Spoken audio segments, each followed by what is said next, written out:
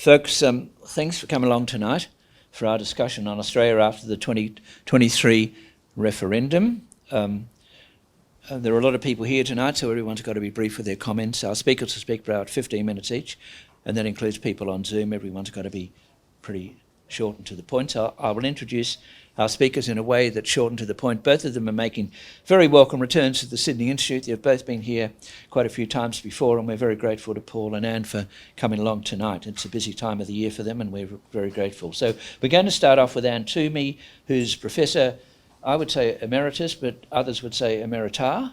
There you go.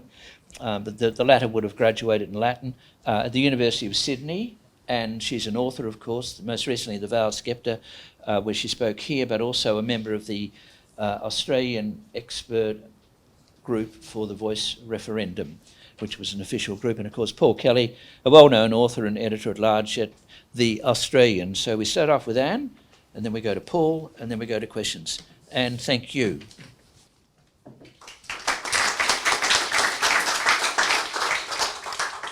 Thank you very much, Gerard, and thank you for the invitation. Well, it's a truth universally acknowledged that the Australian people are very wary about changing the Constitution. They won't do so if there is any kind of organised opposition and any group that's able to seed doubt and sow fear. Hence, bipartisanship is, at a minimum, a necessary condition, but often not sufficient in a referendum. And that's why the Voice referendum itself was originally designed for a Conservative government to put to a referendum. It was not Albanese's amendment, quite the opposite. Back in 2012, the expert panel established by Prime Minister Gerard had proposed putting an anti-racial discrimination provision into the Constitution so that Indigenous people could go to court to strike down laws that they thought were discriminatory. Now, that approach of rights, courts, judicial enforcement and striking down legislation appealed to the progressive left in Australia, but not to Conservatives, who described it as a one-line Bill of Rights. Now, the Voice proposal was developed as an alternative to the rights approach. It was based on two foundational principles. First, that there be no shift of power from Parliament and the government to the courts and judges, and second, that there be no legal impediment on Parliament or the government to make such laws and policies as they wished. So the Voice was developed as a mechanism to seek to influence the Parliament and the government before laws and policies regarding Indigenous Australians were made, with there being no legal obligation on Parliament or the government to consult or even consider that advice, and no litigation to enforce rights. It was to operate in the realms of politics and influence rather than courts and laws. Now, the plan was to gain Indigenous support for it, which was in fact done through the dialogues that were run by the Referendum Council, and to have a coalition government put it to a referendum. Labor, which at that stage thought the Voice proposal was far too weak and preferred the rights and courts approach, would have then been wedged and forced to support it. So the coalition would have been able to control the wording of the amendment and any subsequent legislation setting up the Voice to avoid any legal or technical concerns they might have. They could also have shaped the Voice as they chose and set up any protocols concerning if or when consultation was or was not appropriate. As a bipartisan referendum aimed at achieving reconciliation, it would have been hugely successful along the lines of the 1967 referendum, allowing the coalition then to seize the middle ground politically and probably preventing it from losing a lot of those seats to the Teals and others. So that was the original plan when the Voice was developed. As you know, it's a plan that failed, and it failed when the Turnbull government refused to support it. Not because of any particular problem with the proposal. The claimed third House of Parliament objection was eventually recognised by everyone as for the nonsense that it was, but because of internal party leadership disputes and tensions between Turnbull and Abbott. Now, Turnbull just didn't have the political capital to be able safely to provoke the right wing of his party with this issue. And this was when the Voice referendum actually really failed. So it wasn't 2023 when it went down, it actually failed when it was not put to a referendum by a coalition government.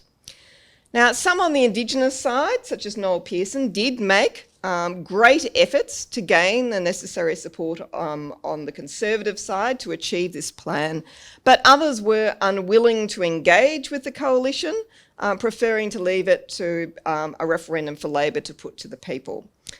This, in my view, was foolish and indicative of one of the huge problems that beset the Voice referendum, which was that the core group of its proponents were so convinced of their own righteousness and inevitable success that they would not recognise reality or compromise when needed. Other key failures included the announcement by Anthony Albanese in his election victory speech that he would put the Voice to a referendum, which instantly turned it into a party political issue, and of course the failure to compromise on the wording. So dragged down with this doomed referendum then were prospects for other constitutional reforms. Now, while many have argued that a simple form of recognition in the constitution of Indigenous people without the Voice would have succeeded, it's actually quite hard to see how, because the same attitudes to constitutional reform and the same arguments run in the Voice referendum would most likely defeat another referendum on constitutional recognition of Indigenous Australians. Now, one of the really interesting things about the Voice referendum was the incredibly detailed polling that was undertaken in relation to it and the reasons for why people voted the way that they did. So, for example, the Resolve polling political monitor on the Voice referendum poll from October 2023 is extraordinarily detailed and useful for anyone who wants to have a look. But for this particular talk, I'm going to focus on the Demos AU polling series, which examined, among other things, attitudes of people to constitutional reform generally. Now, it found that around 30% of people believe that the Constitution works well and should not be altered at all. It also found that another 30% take the view that the Constitution does need altering to reflect our modern nation. So we've got 30% at one end of the spectrum, 30% at the other. So what's in the middle?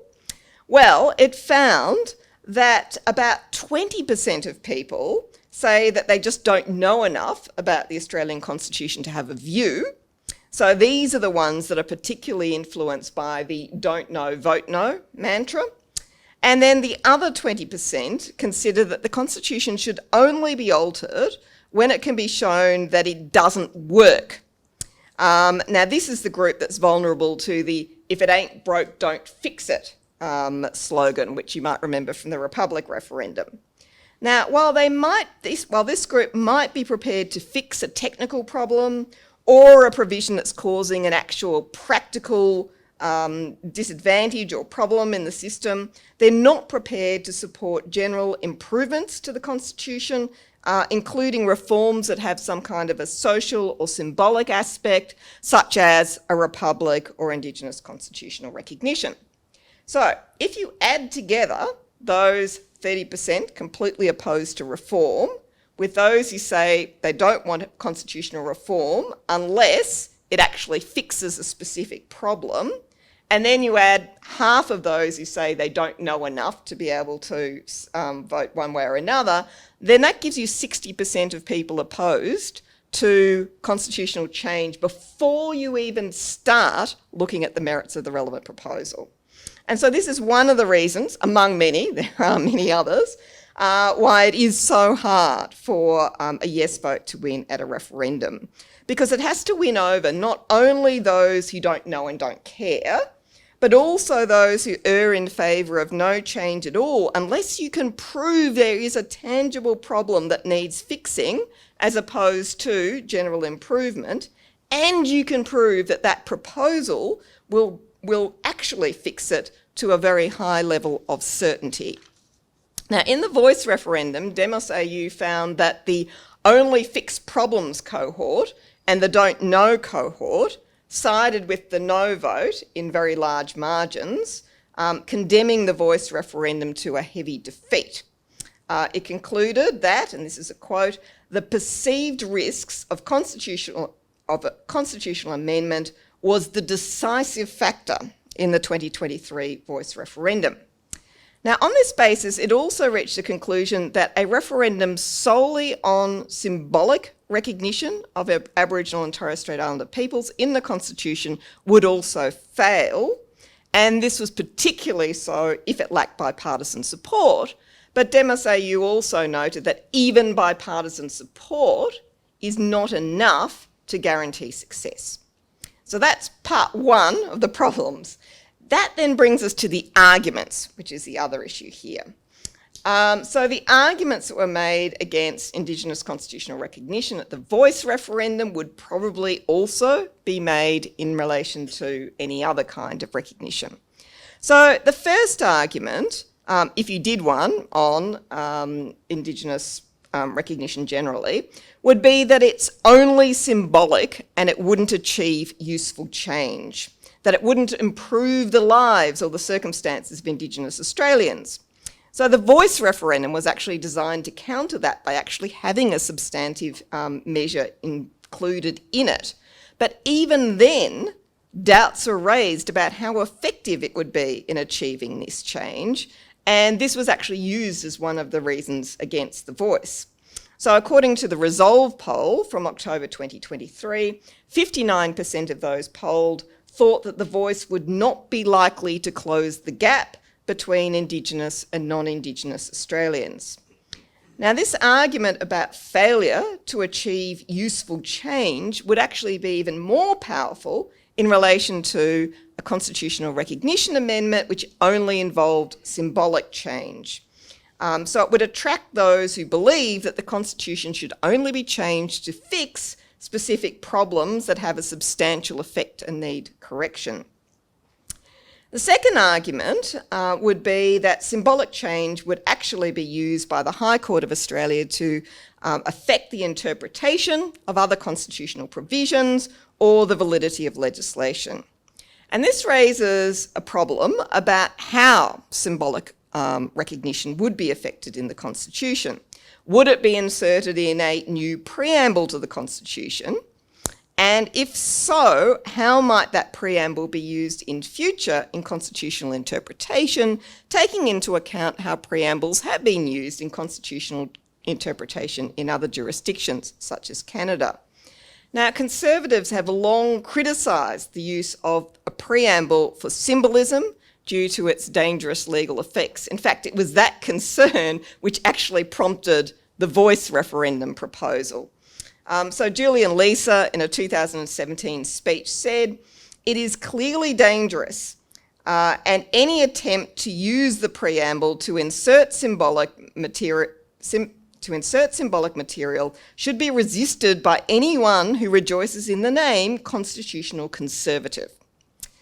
The scare campaign that was run in relation to how the High Court would interpret the Voice referendum would pale into insignificance in comparison to the scare campaign that would be run if you were sticking something in a preamble to the Constitution. If the High Court is too untrustworthy in 2023 to interpret the Voice amendment, it's unlikely that it would be accorded greater trust in the near future in relation to the interpretation of a constitutional preamble. The third argument, which proved very effective in the Voice referendum, was that we are all Australians and no group on the basis of race should be accorded any special treatment or even mentioned in the Constitution. Now, for a constitutional lawyer, one of the most mysterious arguments that was made at the Voice referendum was that race was removed from the Constitution by the 1967 referendum. Now, to me, that was completely bonkers because, A, race is still in the Constitution, specifically in sections 25 and 51-26, the race power, And the 1967 referendum had the effect of actually extending the race power so that it allowed Parliament to make special laws for Aboriginal and Torres Strait Islander peoples, which did treat them differently. Now, when I actually dug around to try and work out, well, why are these people making these statements? What is it that they're actually trying to argue? I finally realised that what they were arguing was that the 1967 referendum, by removing all references to Aboriginal people from the Constitution, took race out of the Constitution, or somehow removed racial segregation from the Constitution simply because no racial group was mentioned in the Constitution.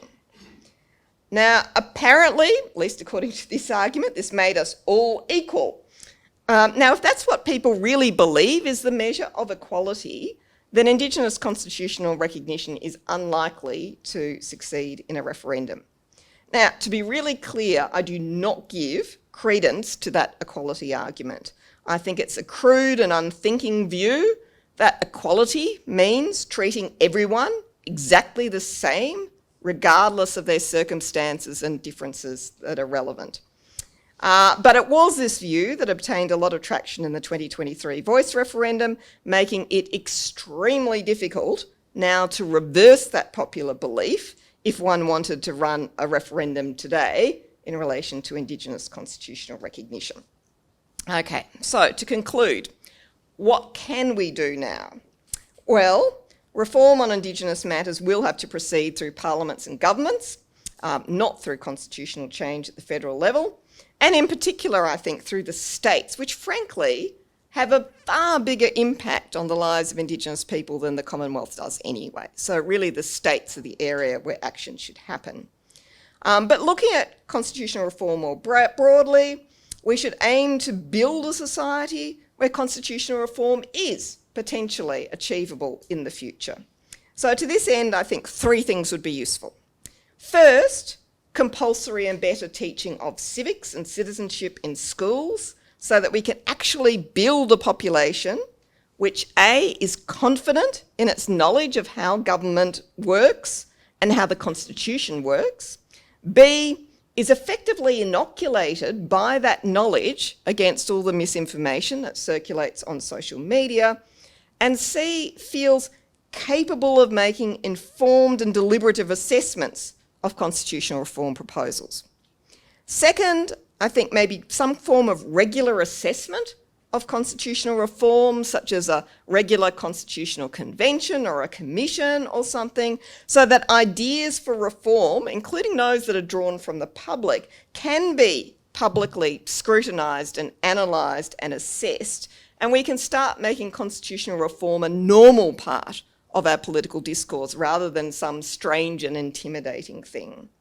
And finally, trying to develop some kind of mechanism to obtain bipartisan political support for constitutional reforms where all sides seek to act cooperatively for the benefit of the nation rather than for their own short-term political benefit. This may be far too much to ask, but of course nothing is ever achieved without trying. Thank you.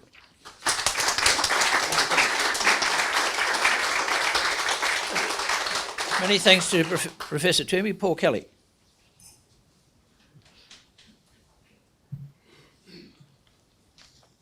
Thanks very much, Gerard. Ladies and gentlemen, it's a great pleasure to be back at the Sydney Institute, and I want to salute again Anne and Gerard Henderson for their leadership of the Institute, and I also want to acknowledge my co-presenter, Professor Anne Twomey, and the great contribution she's made to the study and debate about law in Australia. The Voice referendum was an extraordinary event. I've never seen anything like it. I see it mainly now in two ways, as a national tragedy and as a national escape. As a long-time supporter of Indigenous recognition in the Constitution, it's a tragedy because that goal is finished for years, probably decades. People might say I'm too pessimistic about that. I doubt it. Any new referendum will require an agreement between Labor, the coalition, and a wide spectrum of Indigenous leadership. That will be daunting. It's a tragedy because I believe, and polls verify, that a majority of Australians support in principle the idea of recognition. Labor won't put another referendum without coalition support, and immediately after the referendum's defeat, Liberal leader Peter Dutton ditched his earlier support for a new recognition referendum, saying the public is over the referendum idea for some time. That's an understatement. I think we'll be waiting for a new generation. A profound obstacle lies in the lack of agreement among Aboriginal leaders. The momentum for the voice came from the 2017 Uluru Statement from the Heart, when many Indigenous leaders came together and endorsed proposals devised earlier. Yet the referendum was defeated by a no campaign led by two Indigenous figures, Jacinta Price and Warren Mundine.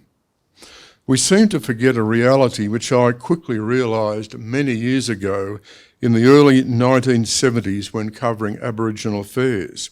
Indigenous politics has always been characterised by rivalry, personality disputes, political and personality differences. It will require an extraordinary effort in the future to achieve sufficient Indigenous agreement to get up a referendum. One legacy from the defeat of the voice this year is surely that Aboriginal leadership is going to be more fragmented and divided than ever. Senator Price has emerged as an influential national figure. Her significance far transcends her opposition to the voice. As she made clear in her National Press Club address in the campaign, Price challenges the established norms of Indigenous policy. She opposes much of the existing Indigenous power structure. She wants a winding back of separate and special Indigenous policies. Price is a mixture, a revisionist, a radical and a conservative. She highlights the fact that Indigenous MPs are both Indigenous politicians and party politicians. Their differences are being institutionalised in party politics and Indigenous politics. There is no universal Aboriginal political position, though in the prelude to the Voice campaign, many people, particularly pro-voice journalists, seem to assume that there was. Welcome to the obvious new reality of pluralism among senior Indigenous figures and MPs. There will be no going back. After the referendum, the Albanese government is uncertain what position to take on treaty at the Commonwealth level. Price and Peter Dutton oppose a treaty. Price has signalled she is prepared to make this an election issue if Albanese stands by his earlier pledge of full support for the Uluru Statement. The divisions are far-reaching and will extend into the future. The referendum result is a tragedy because of the misjudgment made by a small group of Indigenous leaders who initially pushed the Voice campaign. In the end, they played for big stakes. Their gamble was all or nothing. They calculated that with public goodwill and sympathy for constitutional recognition, that would permit the creation in perpetuity of an Indigenous voice in the Constitution. That was high ambition. I believe it represented an extremely optimistic view of the prospects for winning coalition support, or a significant degree of coalition support. Tying recognition to the voice was always going to lead to the risk that both would be lost. This is exactly what happened. There is no recognition and no voice. The scale of defeat, 61-39%, and lost in all 6 states, points to political misjudgment and constitutional overreach. The proposal, in my view, was flawed from the start. Individual leadership misjudged it in gambling with their all-or-nothing approach. But the referendum is a tragedy for another reason: the misjudgment of the Prime Minister. Anthony Albanese pledged the referendum on the night of his election victory amid the mood of euphoria. That was unwise. What became more unwise was the persistent comment of the Prime Minister that the referendum was an invitation by Indigenous peoples to the Australian people. That is, from one group of Australians to another. To me, this was a very divisive formula. The Prime Minister's attitude was that to put the model essentially being endorsed by the Indigenous leaders. It was his obligation to put the model. It was as though the Prime Minister felt he had no agency. I don't think any previous Prime Minister has justified a referendum in these terms. I note when Paul Keating was Prime Minister, he didn't accept the initial position of Aboriginal leaders on native title. Keating negotiated them down. Indeed, Noel Pearson said later that Keating taught the Aboriginal leaders the need to negotiate. In my mind, it's not the job of the Australian Prime Minister to act as the messenger boy for one section of the Australian community, no matter how important that section is, in terms of putting the constitutional change it wants. Albanese seemed to be a willing hostage. He wasn't able to insist upon significant changes to the referendum proposal. Perhaps he felt they weren't needed. But the impression left was that the Indigenous leaders were calling the shots. And this was related to the central tragedy, the abject failure to secure Labor coalition bipartisanship. The Prime Minister did not establish any process to achieve this objective. A constitutional convention would have put Peter Dutton under a degree of pressure to negotiate. The fact that this didn't happen is deeply revealing. I think Albanese was responsible for a major misjudgment. I think he felt Australia had changed as a nation. Witness the same-sex marriage plebiscite, his May 2022 election victory, and notably the historically weakened position of the Liberal Party having lost seats to the Teals. It is apparent that working towards bipartisanship was seen as too hard or perhaps unnecessary. It is also true that if Albanese was bound by the attitude of the Indigenous leaders, then the concessions needed to get bipartisanship would not be forthcoming anyway. The result is we have a structure likely to doom any such referendum for a long time in the future. Labor has put 25 referendums since Federation for 24 defeats. How could this historical record not have driven caution, prudence, and the imperative for bipartisanship? Yet the mood was far different.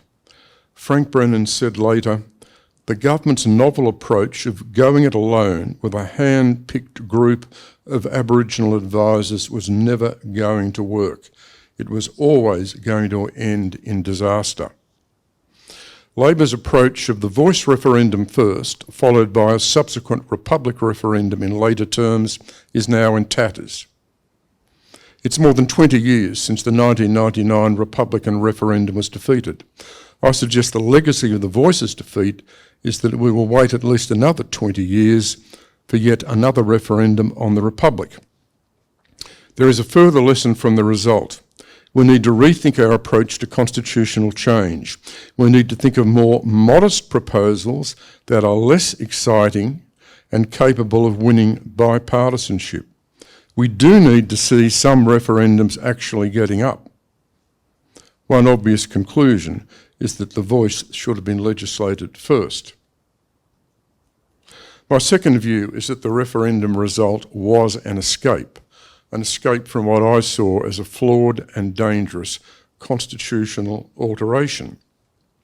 This was often put as a conservative amendment, but it seemed to me it was more a radical amendment. I agree very much with Anne that the decision taken by the Turnbull Cabinet in 2017 was very important, but this decision needs to be understood. The coalition parties at that time never felt any political ownership of a constitutional voice. The reasons for the Cabinet rejection were clear, but were frequently ignored by pro-voice journalists. They were spelled out in 2017 by Turnbull and his Attorney General George Brandis, notably that the Indigenous voice, as a constitutionally enshrined additional representative assembly, was inconsistent with the fundamental principle of equal civil rights in Australian democracy. I note Turnbull pointed out the cabinet decision, which involved ministers who were both conservative and moderates, was unanimous. Presumably, there was no opposition to it. Turnbull and Brandis said at the time the voice proposal was neither desirable nor capable of being carried at a referendum. When we look at the actual proposal that was put, it seems to me the argument is very much that this was an example of a proposal far too radical for the Australian people to accept. It involved a new chapter in the Australian Constitution. Indeed, it was very clear that the voice was seen as an important part of the Constitution. Former Chief Justice Robert French said the voice would be a significant institution in our representative democracy.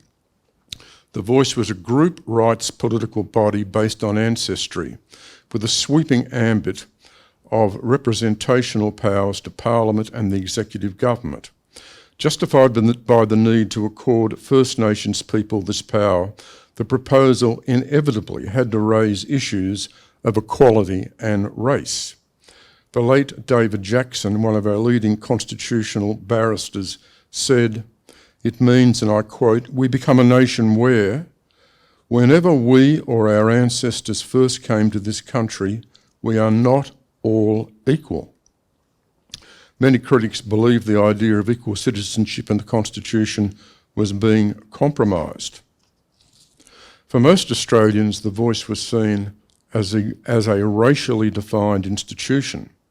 I note in one of their submissions, Robert French and Geoffrey Lindell said, "The voice is not about race, but about our First Peoples as the Indigenous people of Australia." I understand that argument and the distinction, but the point surely is that the voice was both.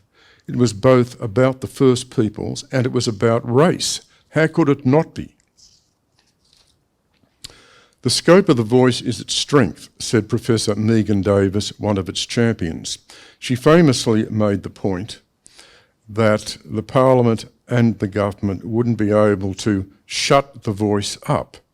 Under the constitutional amendment, the voice would be able to make representations on a wide range of issues. The government kept telling us what the voice would focus on, but it was in no position to offer such guidance or assurance. The voice, if established, would be its own master. The government, having proposed this power, seemed embarrassed at its own proposal and kept trying to play down, deny, or deceive the public about the scope of the voice's representational power. The voice obviously went to the issue of political power. Give the Indigenous leadership credit for what they were seeking. This wasn't about being polite. This wasn't a courtesy, the absurd constructions of the Prime Minister, although on one occasion he did say it would be a brave government that ignored the voice. The voice would be a political institution. It would have a moral mandate, a media profile. Its members would function as political operatives. It would become involved with the Parliament and executive government in advising, negotiation and deal-making. Just imagine the coverage the ABC would give the voice when it challenged the government or Parliament. The voice would be a new and unpredictable institution in our system of governance. Its credibility and legitimacy would depend upon its behaviour, but its performance would inevitably reflect on the issues of equality, race and ancestry at its heart. In voting the voice down, it is likely the Australian public had a mixture of concerns. They weren't convinced this was a good idea, they didn't know enough about it, and their instinct was to feel it would be divisive. The voice proposal should not have been put in this form that fundamentally divided the country. In my view, the concerns of the public were justified. I think we escaped a radical and unjustified experiment. Thank you.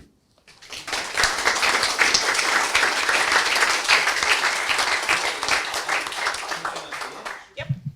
We'll share this microphone between you two. There you go. So we'll go to questions. And let's go back to, you both made a point about the 2017 meeting, well, the discussions in the Turnbull cabinet. Now, Malcolm Turnbull says in his memoir that when the meeting was originally held with the Indigenous leaders, he was present and Bill Shorten was present, and Turnbull says that both he and Shorten said there that the proposal would never work. Now, Shorten then changed his position because of moves within the Labor Party, but right from the start it appears that the leadership of the Labor Party at that time had real doubts about it, and then something happened. So how do you view that? Well, let's start with you, Anne, and then we'll go to Paul. Paul, you may go a bit further. Yep, I think it is. Okay, so back to the coalition. I think it depends very much on how you understand what the voice was and how it was supposed to work. And you can probably tell that both Paul and I have quite a different view about that. I was there when the original version was created. I was at the table in the room. And, frankly, it wasn't intended to be some kind of radical thing and creating, different levels of equality in Australia and different levels of citizenship. I mean, for me, that argument's just completely bonkers. There's an awful lot of bodies that try and influence government, and individuals as well. Yeah, just for a moment, think to yourself of, who are the people in the country who have real influence? The rich people who make donations to government, who can get governments to do what they want.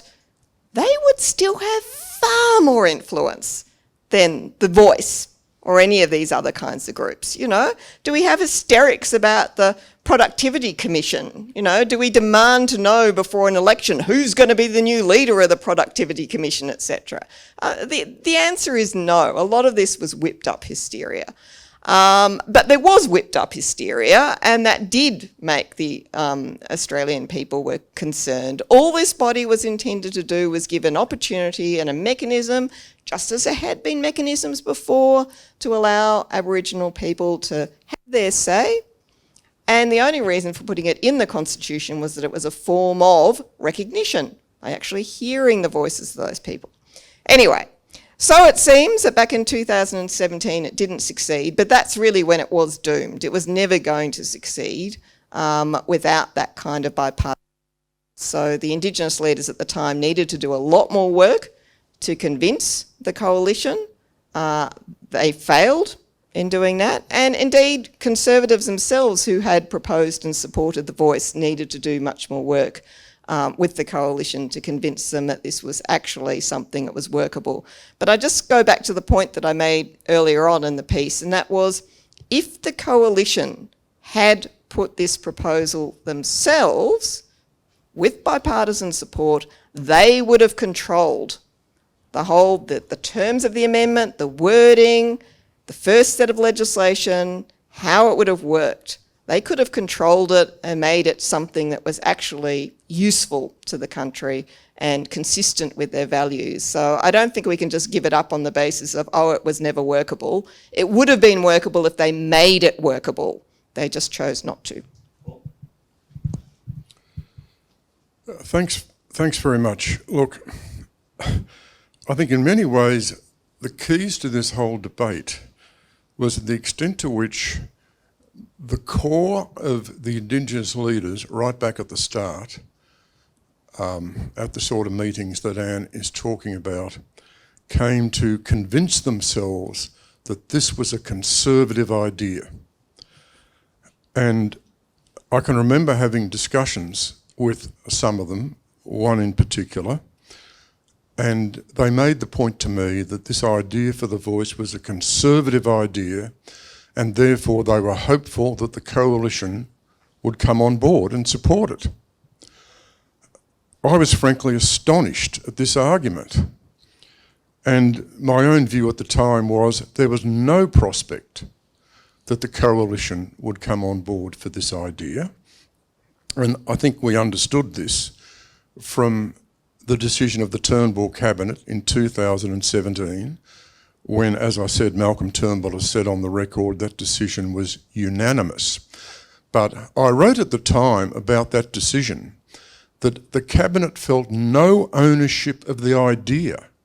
The idea was largely a foreign idea to most of the ministers in the room that day, and I think a largely foreign idea to the Prime Minister himself, Malcolm Turnbull. And so I think there was a fundamental decoupling here between the attitude of some of the Indigenous leaders that this was a conservative idea that the coalition may well take up, and the actual view of the coalition. And when I say the actual view of the coalition, I'm talking about both moderates and conservatives in that cabinet. They simply saw this as a foreign idea and they weren't interested. And the statement from Turnbull and Brandis is a statement of principle. It's a statement of principle. They simply believed that this idea contradicted the principle of equal civil rights. They believed it had no chance of getting up in a referendum, and they were opposed to it in principle. Now, over the years, I had discussions about the proposal, sometimes in private, sometimes in public, with all the former Prime Ministers, Tony Abbott, John Howard, Malcolm Turnbull, when he was Prime Minister, Scott Morrison, Peter Dutton. Not only did they oppose the proposal, they opposed the proposal vehemently. Some of them opposed the proposal fiercely, and they opposed the proposal on grounds of principle and practicality. And that was certainly the view of Malcolm Turnbull when he was Prime Minister, although he subsequently changed his mind. So I think this is part of the tragedy and misunderstanding about the entire proposal. Initially to the Professor, if a spectrum of constitutional lawyers with varying degrees of eminence can't agree on the application and the interpretation of the voice, why do you think a better educated polity would make the slightest bit of difference? And is there a degree of basket of deplorables in that sort of comment? No, I don't think that at all. I think that as a general principle, we just do need a community that understands how the Constitution works. I don't think we have that at the moment, largely because we're not properly teaching civics and citizenship in schools. It's not even compulsory. Kids do not get taught in New South Wales in most schools about our system of government, and that leaves them vulnerable to misinformation, regardless of what you believe in relation to this particular amendment. As for whether or not there was some disagreement about the amendment itself, I think if you were looking for statistics, you probably find somewhere between 95% and 98% of lawyers and constitutional academics, etc., didn't have a problem with this particular amendment. There were a few odd ones, and there always will be. There will always be people who have a different opinion in relation to everything. But the vast majority, the Law Council, every law society and bar association in the country, none of them had any concerns about it. So the vast majority of constitutional lawyers were not concerned about it. I don't think we can ever expect 100% of any group to agree on anything, so that kind of expectation isn't something that's plausible. But I do think education generally is a very good thing, that our Australian people should know how their system of government works. Now, that's not treating them as if they're stupid. That's saying that, no, we need to make sure that our children, when they go through school, do get adequate teaching about our system of government and our constitution so that they can fulfil their responsibility as citizens in the future, both when they vote in elections and when they vote in referendums, because it is a really important and fundamental part of their role as Australian citizens. All I'd say is I agree with Anne completely about the need to revise school curriculum and put with a much greater emphasis on our system of government and our constitution. To what extent does the appointment of Julian Leeser as the opposition's spokesman on The Voice and Shadow Attorney General indicate that the coalition, or Peter Dutton in particular, was willing to contemplate the possibility of negotiating and supporting a referendum proposition, because the risk was that he would resign when the coalition ultimately did decide to oppose it? Well, just to state the obvious, Julian was one of the people who designed The Voice to begin with. So he was in the room on the day, and when we're talking about it as having a conservative origin, he was part of that conservative origin. He was there, Damien Freeman was there, Greg Craven were there. None of these are sort of left-wing progressive crazies, okay? The Voice did have a conservative origin. It didn't have a Labor origin. It had a conservative origin. And you're right, the appointment of Julian Leeser as the Shadow Attorney General and Representative for Indigenous Affairs did send out at least a mixed message that perhaps the coalition would support it. Now, things did not go that way for various political reasons. Paul can probably explain better than me. But it did send out some possibility that the coalition government was contemplating some kind of support for it if the government had moved towards some kind of cooperation, compromise, involvement, bringing them in, and I think there was a major failure in that regard. Well, just a couple of issues. I mean, as I said in my presentation, I don't think the Prime Minister was seriously interested in bipartisanship. And he would have known that if he was to get bipartisanship, there had to be very significant concessions. The Aboriginal leaders weren't prepared to countenance those significant concessions. I don't think the Prime Minister was either. So we were locked into this structure of a partisan division. Now, in relation to Julian Leeser, I think that, and I'm not criticising Julian here at all, I think Julian was very principled the whole way through. But I do think there's a further element here, as Anne has indicated, about this idea of The Voice being a conservative proposal. And I think some people took heart when they saw that Julian Leeser was the shadow minister, did have carriage, and particularly those people who were aware of his role at the originating day of The Voice. So that further encouraged the deluded notion, which I believe was always deluded, that this was an idea that was conservative in its own right and therefore had a chance of getting a degree of support or getting formal support from the coalition. I never believed that was a prospect. There's a question here. We've got to be quick. No, everyone's got to be brief and quick. Yes, on race to Professor, you seemed a bit bewildered as to why people would worry about it, but there were people confused, who is an Aborigine, how does this go on for hundreds of years? And those same people would say, well, can't we have a referendum to take the word race out of the Constitution? How easy would that be to remove the word? Yes, we could, and I'd be up for it. I don't like the race power. I'd be more than happy to get rid of it. That was one of the proposals that was put at by the Constitutional Expert Group back in 2012. But when it came back to Indigenous people, when they did the dialogues pre-Uluru and they were asked, do you want to get rid of the race power and replace it with something else? They said no, that was sort of symbolism and they didn't care. They weren't prepared to, use their capital, their political capital to the extent they had any on that. So it was rejected at that point, but earlier on in there, from my point of view, I don't like the race power as well at all. I would be extremely happy for it to go. Anyway, given the success of referendums in Australia, fairly unlikely, I think.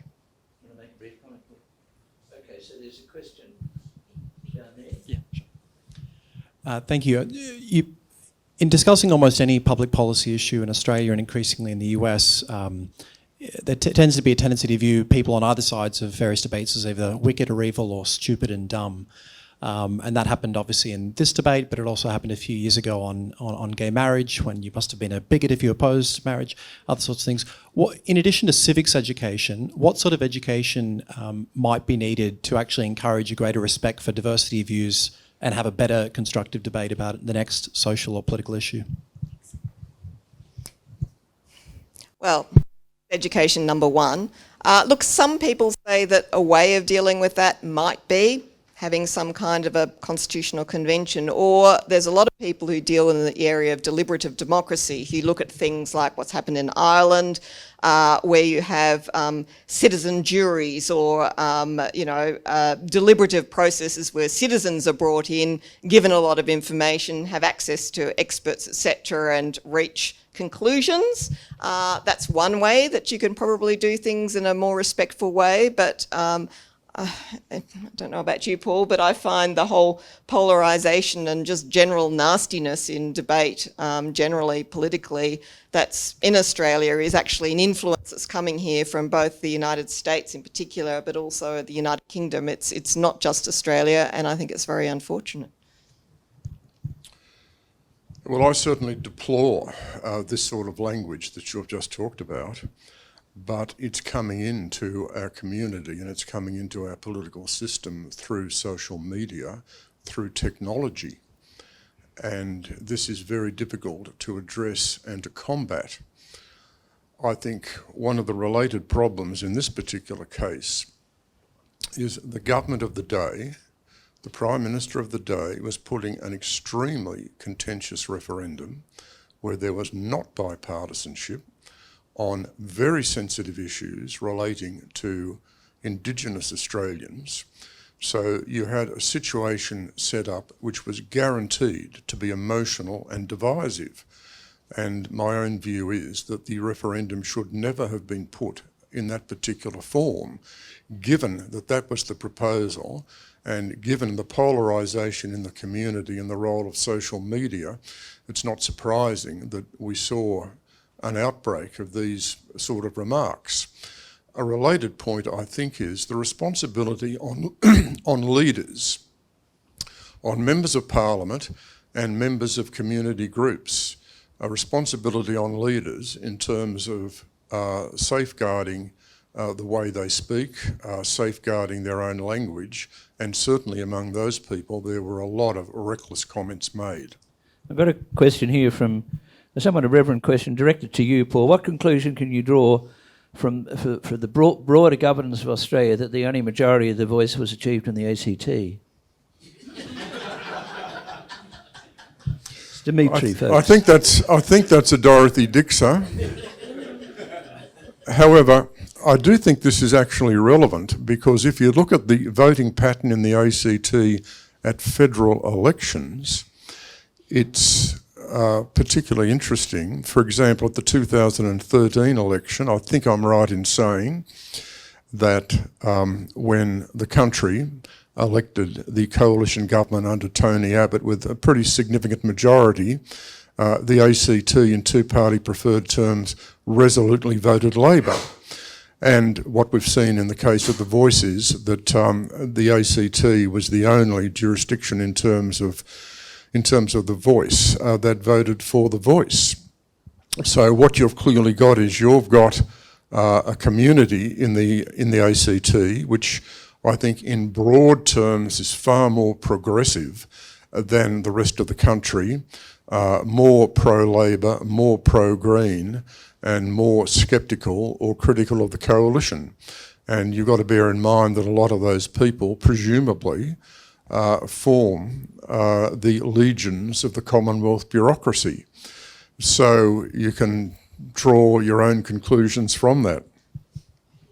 If I could just add something to that, what I think is actually quite interesting about that is, and of course the ACT was also the only place that voted for the Republic as well, but what's interesting is that if you assume that many of these voters were people who work in government, A, they tend to know more about how government works because they're part of it, but they were voting here for something that actually would influence and, as many people have argued, constrain government.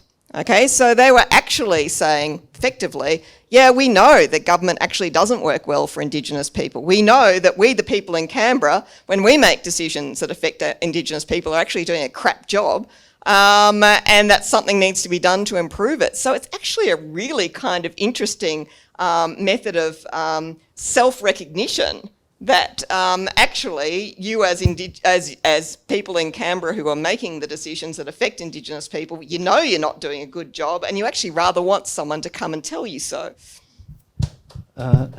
Okay, so we're going to be very quick. Stuart and Adam, okay? To Paul Kelly, the Prime Minister on this issue performed so poorly. Would you say that his Prime Ministership is finished?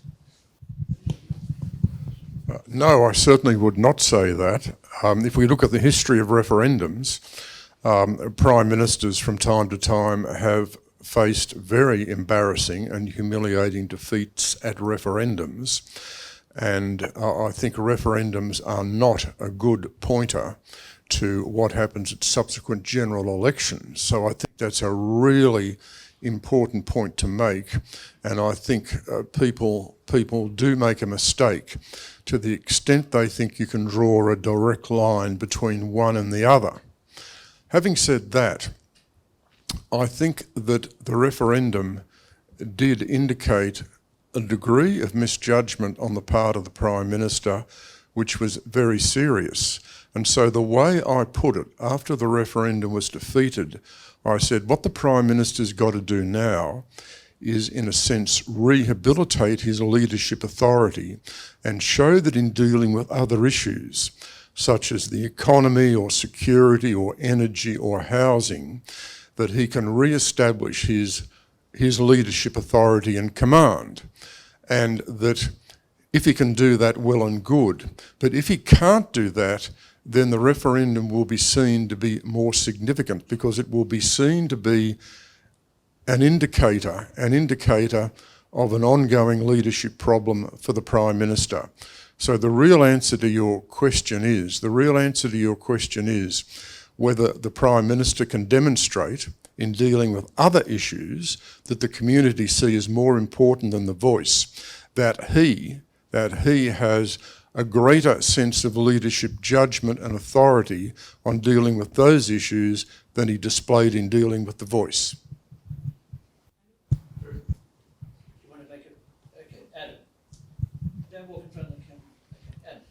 It was actually a bit related to that previous question, but I guess away from the substance of the actual voice proposal, how you both kind of rated, I guess, some of the commentary out there that because of some of the issues around in the economy and cost of living, that in the broader public engagement and understanding was low, and to the extent that it did exist, that the feeling was that it wasn't the voice wasn't a priority given all of these other competing issues in people's daily lives, kitchen table issues. How do you rate that as a driver of the outcome we saw? Okay, well, let's finish on that, whether the voice was a priority in view of all the other issues. Well, look, the polling said it wasn't. So if you look at the graphs, and there's a lot of them that various polls have done, Indigenous issues and voice was very low, because it actually affects directly so few people in this country. It only affects a very small proportion, 3-4%. So from that point of view, if you look at what the single most important issue was, it was keeping the cost of living down low. Now, it does raise an issue of whether, government can do more than one thing at the same time. Of course it can. So yes, the government should be able to run a referendum on the voice while doing everything it can in relation to cost of living. But the perception of it is the problem. And from the perception that the government was spending too much time and energy on the voice, and that somehow magically that time and energy could somehow stop the cost of living impacts on people, which frankly it couldn't, but nonetheless, that perception was enough to cause a lot of people to be angry and negative. I think it did have a big impact. All final comment? Yeah, I agree very much with those points. Clearly, the voice was not a priority. The poll showed it was a low priority. So there was a problem for the Prime Minister, in as much as a lot of people thought he's got his priorities wrong. I'm concerned about all these other issues: cost of living, inflation, health, energy costs. and the Prime Minister's main concern seems to be the voice. So I think that was a problem for him, the question of misplaced priorities. The related problem was when he was talking about the voice, he singularly failed to persuade. And I think his actual presentation about the voice and what he said about the voice was extraordinarily ineffective. And that was indicated from the final result. I think that was actually damaging for him because I think that started to change public perceptions of the Prime Minister. People started to see a Prime Minister they felt wasn't persuasive, couldn't put forward effective arguments. And when they saw that over such a sustained period of time, because the voice went on for so long, then there was the distinct possibility or probability that they started to have further doubts about the capacity of the Prime Minister. Thank you, both of you.